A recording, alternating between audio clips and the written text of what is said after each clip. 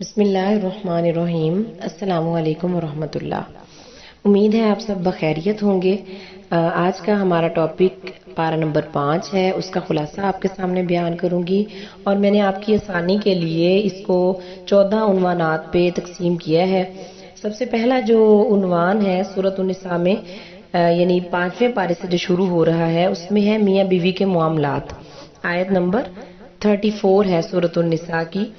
چوتھے پارے کے آخر میں ان عورتوں کا ذکر تھا جن سے نکاح کرنا حرام ہے، اور 5ویں پارے کے شروع میں اس بحث کو مکمل کرتے ہوئے فرمایا گیا ہے کہ ان محرمات کے سوا دوسری عورتیں تمہارے لیے حلال ہیں، اس طرح سے کہ مال خرچ کر کے ان سے نکاح کر لو، بشرط یہ کہ نکاح سے مقصود عفت ہو، پاک دامنی ہو، ٹھیک ہے، نہ کہ شہوت رانی۔ تو جن عورتوں سے تم فائدہ حاصل کرو ان کا مہر مقرر کیا ہوا ادا کر دو۔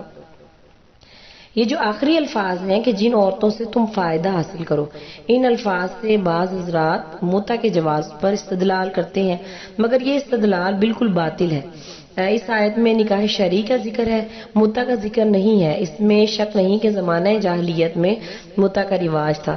چونکہ اسلام کے احکام بتدریج نازل ہوئے ہیں، اس لیے ابتدا اسلام میں یہ رواج باقی رہا، لیکن بعد میں واضح طور پر اس کی حرمت کا اعلان کر دیا گیا۔ ابن ماجہ میں ہے کہ نبی کریم صلی اللہ علیہ وسلم نے فرمایا کہ اے لوگو، میں نے تمہیں متع کی اجازت دی تھی، لیکن اب اللہ نے اسے قیامت تک کے لیے حرام کر دیا ہے۔ اس کے علاوہ جو اہم مضامین اس بارے میں آئے ہیں وہ درج ذیل ہیں۔ مرد اپنا مال عورت پر خرچ کرے۔ قرآن پاک میں سورۃ النساء میں ہے کہ الرجال قوامون علی النساء، کہ مرد جو ہے اس کا ایک درجہ زیادہ ہے، یعنی درجہ زیادہ سے مراد کیا ہے کہ اس کے اوپر ایک رسپانسبلٹی، ایک ذمہ داری زیادہ ہے، کہ جو نفقہ ہے وہ مرد کے ذمے ہے، وہ مرد نے خرچ کرنا ہے۔ اور میاں بیوی سے متعلق 3 اہم باتیں بتائی گئی ہیں۔ ایک تو یہ کہ میاں بیوی میں انبن ہو تو پہلے واز کرے، اس کو بیوی کو سمجھائے، نصیحت کرے، اور پھر اس کو اس کا بستر علیحدہ کر دے، اور اگر پھر بھی وہ بات نہ مانے تو اس کو مارے۔ اگر وہ بات مان جائے تو مرد کو کوئی اور بہانہ تلاش نہیں کرنا چاہیے۔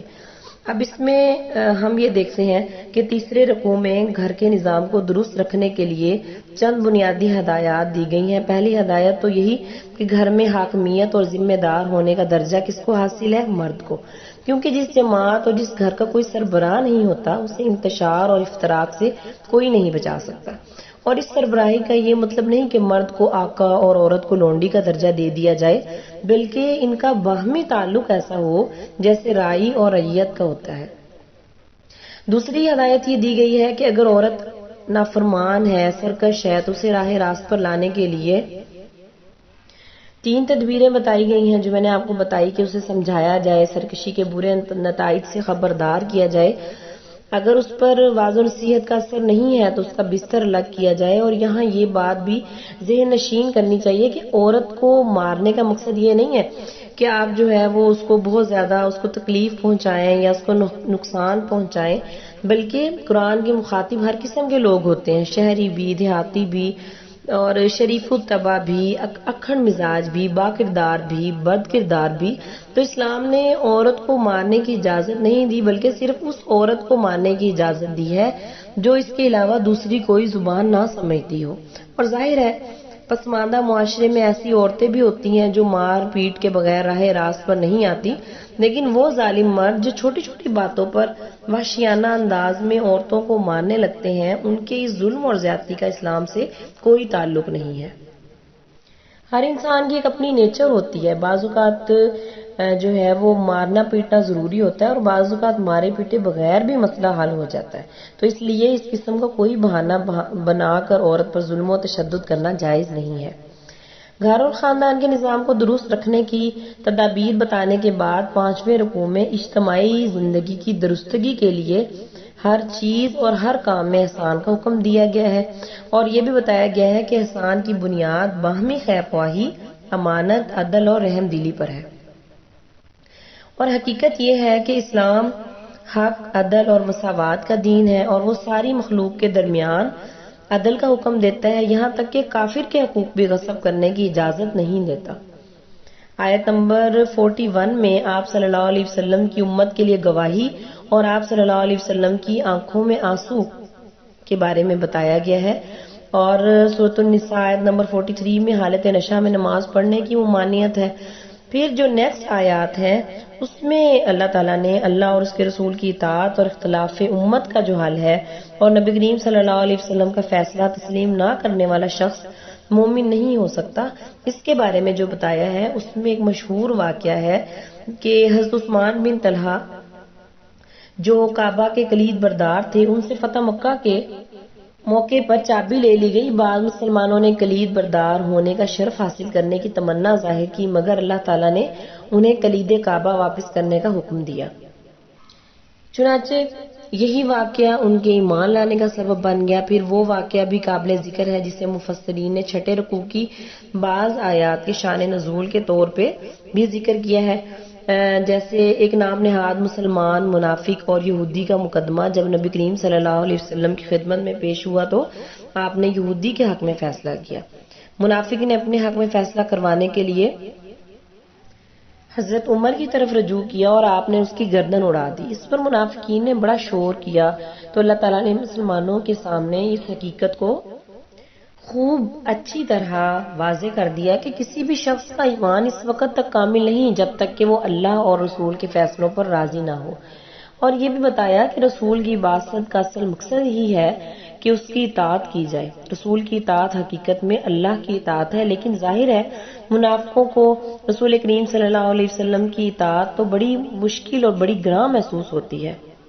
اسی طرح ایک مشہور واقعہ ہے کہ حضرت زبیر کا اور ایک شخص کا آپس میں جھگڑا ہو گیا۔ حضرت زبیر چونکہ آپ کے پھوپھی زاد تھے، آپ نے حضرت زبیر کے حق میں فیصلہ کر دیا تو وہ شخص کہنے لگا کہ یہ آپ کا پھوپھی زاد بھائی ہے، اس لیے آپ اس کے حق میں بات کر رہے ہیں، حالانکہ ایسا نہیں تھا، حضرت زبیر ہی حق میں تھے۔ تو اللہ تعالیٰ نے یہ آیت نازل کی کہ نبی کا فیصلہ نہ ماننے والا جو ہے وہ ہم میں سے نہیں ہے۔ نبی کریم صلی اللہ علیہ وسلم کی اطاعت ہمارے لیے بہت ضروری ہے۔ اس کے بعد 7ویں رکوع میں پہلے تو مسلمانوں کو جہاد اور قتال کی تیاری کا حکم دیا گیا اور یہ کہ اپنی نیت خالص رکھیں اور صرف اللہ کی رضا اور دین کی سربلندی کے لیے جنگ کریں۔ پھر بڑے جذباتی انداز میں انہیں جہاد کی ترغیب دی گئی ہے کہ آخر تم جہاد کیوں نہیں کرتے، جبکہ صورت یہ ہے کہ ظلم و ستم کی چکی میں پسنے والے کمزور مرد، خواتین اور بچے اللہ کے سامنے ہاتھ پھیلا پھیلا کر دعائیں کرتے ہیں کہ اے ہمارے رب تو ہمیں اس بستی سے نکال دے جہاں کے لوگ بڑے ظالم ہیں، اور اے اللہ تو کسی کو ہمارا مددگار بنا کر بھیج دے۔ چونکہ عام طور پر موت کا خوف جہاد کے میدان میں نکلنے سے ایک بڑی رکاوٹ بنا ہے، اس لیے فرمایا کہ موت تو کہیں بھی آ سکتی ہے، گھر میں بھی، مضبوط قلعوں میں بھی۔ نہ جہاد میں نکلنا موت کو یقینی بناتا ہے اور نہ ہی گھر میں رہنا زندگی کے تحفظ کی ضمانت ہے۔ جہاد اور قتال کی ترغیب کے بعد مسلمانوں کو منافقین کی تدبیروں اور سازشوں سے چکنا رہنے کا حکم دیا گیا۔ وہ سنگ دل گروہ ہے جس نے اسلام کا جامع زیب تن کر کے ہمیشہ اسلام اور مسلمانوں کو نقصان پہنچایا ہے۔ مدینہ منورہ میں جو پہلی اسلامی ریاست قائم ہوئی اس کے خلاف سازشوں کا تانا بانا بننے میں بھی یہی گروہ پیش تھا۔ مسلمان ان حرمان نصیبوں کے بارے میں فیصلہ کرنے میں متردد تھے کہ سورۃ النساء کا وہ حصہ نازل ہو گیا جس میں ان کی ذلت آمیز حرکتوں، خفیہ منصوبہ بندیوں اور حسد پر مبنی کارروائیوں کا پول کھول دیا گیا اور واضح فیصلہ سنا دیا گیا کہ ان کا اسلام اور مسلمانوں سے کوئی تعلق نہیں ہے، تاکہ اہل ایمان اور اہل نفاق کے درمیان حد فاصل قائم ہو جائے اور مسلمان منافقوں کے بارے میں یک آواز ہو جائیں اور ان کے درمیان کوئی اختلاف باقی نہ رہے۔ ارشاد ہوتا ہے کہ تم میں کیا ہو گیا ہے کہ تم منافقوں کے بارے میں دو گروہ ہو رہے ہو، اللہ نے ان کو ان کی حرکتوں کی وجہ سے الٹ دیا ہے، یعنی اے مسلمانوں تم منافقوں کے بارے میں دو گروہوں میں کیوں تقسیم ہو گئے ہو؟ ایک گروہ کہتا ہے انہیں قتل کرنا چاہیے کیونکہ وہ ہمارے دشمن ہیں، دوسرا گروہ کہتا ہے کہ ان کے بارے میں نرم پہلو اختیار کرنا چاہیے کیونکہ وہ ہمارے دینی بھائی ہیں، جبکہ اللہ تعالیٰ نے انہیں ان کے نفاق اور معصیت کی وجہ سے کفر کی طرف واپس لوٹا دیا ہے۔ اس کے بعد ان کی حقیقت سے پردہ چاک کرتے ہوئے فرمایا گیا کہ وہ یہ چاہتے ہیں کہ جیسے وہ خود کافر ہیں تم بھی کافر بن جاؤ، پھر تم دونوں برابر ہو جاؤ، پس ان میں سے کسی کو دوست نہ بناؤ جب تک کہ وہ اللہ کی راہ میں ہجرت نہ کرے، پس اگر وہ اعراض کریں تو انہیں پکڑو اور جہاں بھی پاؤ انہیں قتل کرو اور کسی کو رفیق اور مددگار نہ ٹھہراؤ۔ سورۃ النساء آیت نمبر 82 میں اللہ تعالیٰ نے تدبر قرآن یعنی قرآن میں غور و فکر کا حکم دیا ہے۔ قرآن میں غور و فکر کرنے سے ہمیں بہت ساری چیزیں ملتی ہیں، بہت پتہ چلتا ہے کہ ہمارے رب نے ہمارے لیے کون کون سی حکمتیں قرآن پاک میں رکھی ہیں۔ آیت نمبر 86 میں سلام کرنے اور جواب دینے کا حکم ہے، یعنی سلام کا جواب آسان طریقے سے دینا ہے۔ اگر کوئی آپ کو کہتا ہے السلام علیکم تو آپ وعلیکم السلام ورحمۃ اللہ کہیں، یعنی اچھے طریقے سے، خوبصورت طریقے سے، آسان طریقے سے سلام کا جواب دینے کا حکم دیا گیا ہے۔ پھر سورۃ النساء آیت نمبر 93 میں ایک مومن کے قتل پر 5 سزائیں۔ پہلی سزا مومن کو قتل کرنے والے کی یہ ہے کہ جہنم میں رہے گا، ہمیشہ رہے گا، خالدن ابدا، اللہ کے غصے میں رہے گا، اللہ کی لعنت اور سخت ترین عذاب میں مبتلا ہوگا۔ یہ 5 وعیدیں اللہ نے سورۃ النساء میں بتائی ہیں، یعنی 10ویں رکوع میں مومن کے قتل عمد کی سزا بتائی گئی ہے اور اس کے لیے انتہائی سخت لہجہ اختیار کیا گیا ہے۔ فرمایا گیا ہے کہ جو کوئی کسی مومن کو جان بوجھ کر قتل کرے اس کی سزا جہنم ہے جس میں وہ ہمیشہ رہے گا، اس پر اللہ کا غضب ہوگا، اس پر لعنت کی، اور اس کے لیے اللہ نے بڑا عذاب تیار کر رکھا ہے۔ اس آیت سے بظاہر یہ ثابت ہوتا ہے کہ مومن کو قتل کرنے والا اگرچہ مسلمان ہی کیوں نہ ہو وہ دائمی عذاب کا مستحق ہے، لیکن بالاتفاق یہ ظاہری معنی مراد نہیں۔ دائمی عذاب کا مستحق صرف وہ شخص ہوگا جو مسلمانوں کے قتل کو حلال سمجھے گا، کیونکہ ایسا سمجھنے والا کافر ہو جاتا ہے اور کافر کے لیے ہمیشہ کا عذاب ہے۔ قتل عمد کی سزا بیان کرنے کے بعد دوبارہ جہاد کی اہمیت اور مجاہدین کی فضیلت بیان کی گئی ہے۔ واضح طور پہ بتایا گیا ہے کہ اللہ کی راہ میں جہاد کرنے والا اور ہاتھ پر ہاتھ رکھ کر بیٹھے رہنے والا برابر نہیں ہو سکتا۔ یہ جو بار بار جہاد کی طرف متوجہ کیا جا رہا ہے تو اس کی وجہ یہ ہے کہ جہاد امت اسلامیہ کی عزت اور سعادت کا راستہ ہے۔ اگر امت جہاد سے کنارہ کشی کر لے گی تو اسے ذلت اور رسوائی سے کوئی نہیں بچا سکتا۔ آیت نمبر 97 میں ہے کہ جہاد کے ساتھ ساتھ ہجرت کا بھی ذکر ہے، کیونکہ ہجرت بھی جہاد کی مختلف قسموں میں سے ایک قسم ہے۔ چنانچہ 11ویں رکوع میں فرمایا گیا کہ جو شخص قدرت کے باوجود دارالکفر سے دارالاسلام کی طرف ہجرت نہیں کرے گا اور اس حالت میں اسے موت آ جائے گی تو اس کا ٹھکانہ جہنم ہے۔ بعض روایات میں ہے کہ جب آیات ہجرت نازل ہوئیں تو حضرت حمزہ بن قیس جو کہ سخت علیل تھے وہ پریشان ہو گئے، چلنے پھرنے کے قابل تو تھے نہیں۔ اپنے بیٹوں سے کہا کہ مجھے چارپائی پہ ڈال کر مدینہ لے چلو، میں مکہ میں ایک رات بھی نہیں گزاروں گا۔ انہیں چارپائی پہ ڈال کر مدینہ لے جانے لگے، لیکن مکہ سے نکلتے ہی ان کا انتقال ہو گیا۔ اس پر اللہ تبارک تعالیٰ نے فرمایا کہ جو شخص اللہ اور اس کے رسول کی طرف ہجرت کر کے گھر سے نکل جائے پھر اس کو موت آ پکڑے تو اس کا ثواب اللہ کے ذمہ ہوگا اور اللہ بخشنے والا مہربان ہے۔ یہ آیت نمبر 100 ہے، اور اس کے بعد آیت نمبر 105 اور 106 میں اللہ تعالیٰ نے ہجرت اور جہاد میں خوف و خطرے کا سامنا بھی ہوتا ہے، اس لیے 12ویں رکوع میں صلاۃ خوف اور صلاۃ مسافر کا ذکر کیا ہے، اور 13ویں رکوع میں اس مشہور واقعے کی طرف اشارہ ہے جس کے مطابق ایک شخص نے چوری کرنے کے بعد ایک یہودی پر بہتان لگا دیا۔ اس نے اس کے اقربا اور اس کے جو رشتہ دار تھے انہوں نے کافی چکنی چپڑی باتوں سے نبی کریم صلی اللہ علیہ وسلم کو متاثر کیا۔ قریب ہی تھا کہ آپ صلی اللہ علیہ وسلم اس یہودی کے خلاف فیصلہ فرما دیتے کہ اللہ تعالیٰ نے یہ آیات نازل فرمائیں اور آپ کو ایسے لوگوں کا ساتھ دینے اور ان کی وکالت کرنے سے منع فرمایا۔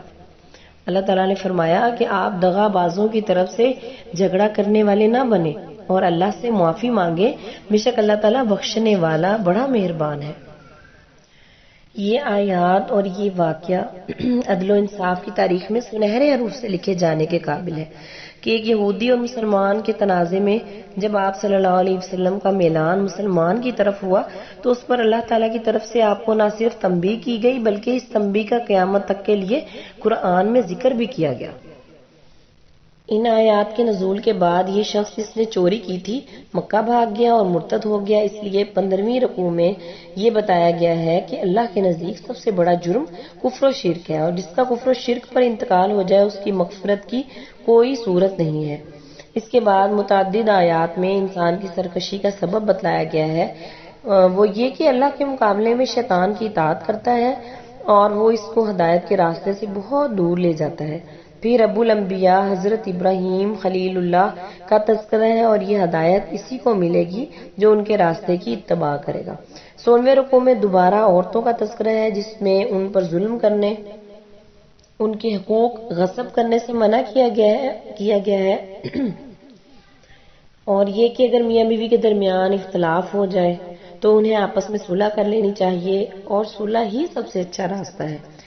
5ویں پارے کے آخری رکوع میں دوبارہ منافقین کی مذمت ہے اور انہیں سخت ترین عذاب کی وعید سنائی گئی ہے۔ اور اللہ تعالیٰ نے یہ بھی سورۃ النساء میں کہا ہے کہ اللہ شرک کے علاوہ تمام گناہوں کو معاف کر دے گا۔ سورۃ النساء آیت نمبر 115 میں رسول اللہ صلی اللہ علیہ وسلم اور صحابہ کا راستہ چھوڑنے والوں کو یہ کہا ہے کہ یہ گمراہی کا سبب ہے، تو ہمیں نبی کریم صلی اللہ علیہ وسلم اور صحابہ کا راستہ نہیں چھوڑنا۔